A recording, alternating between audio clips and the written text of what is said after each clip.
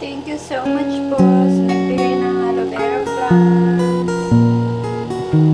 Lalagay ko po siya sa shampoo.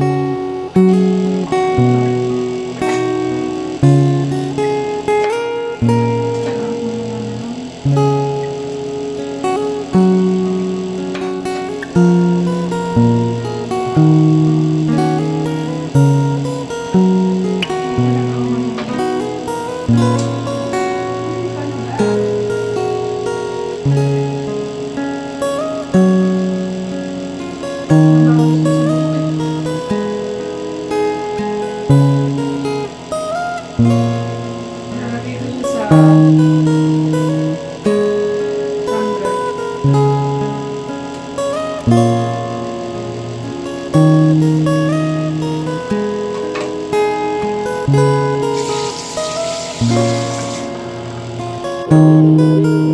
blender natin siya. Bago niya.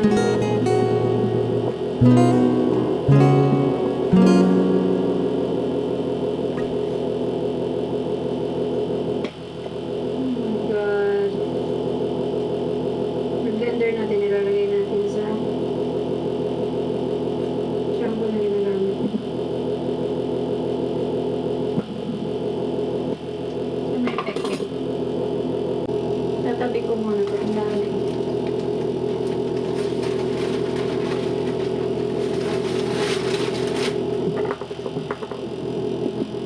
Thank you so much.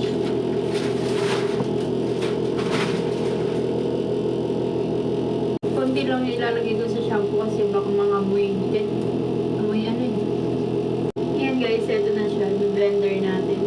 Lagyan ko ng konting tubig. Ay, wala. Wala. Blender natin.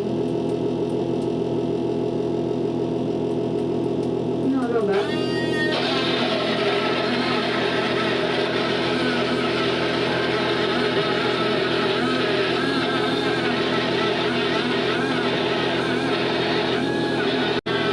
Blend natin ng sobrang. Ito na siya ngayon. Lagyan natin siya sa shampoo. Ayan guys, ito yung gamit ko nung una. Sunsilk. Pinalitan ko ng Palmolive. Tapos hindi pa rin naging okay yung hair fall ko. Bumili na ako ng organic. Naghanap ako sa Yellow Star ng ito, organic. Dito ko ilalagay yung aloe vera. Kasi ito yung binigay sa akin ng Derma para sa dandruff. Palagyan ko na rin siguro itong Premsil ko. Pero ito muna yung gagamitin ko kasi para hindi naman sayang ng aloe vera. Madulas naman sa buhok itong muna na itong shampoo. Palagyan na natin itong aloe vera.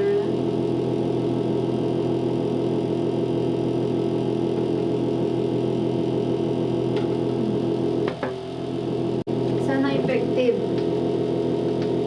Bakit makatulong din siya. Pangit na kasi ng buhok eh. Dry na dry. Nalagyan ko din yung lotion ko kasi dry skin mo. Hindi ko alam kung tama na okay lang ba ilagay dito yung aloe vera pero try ko. Kasi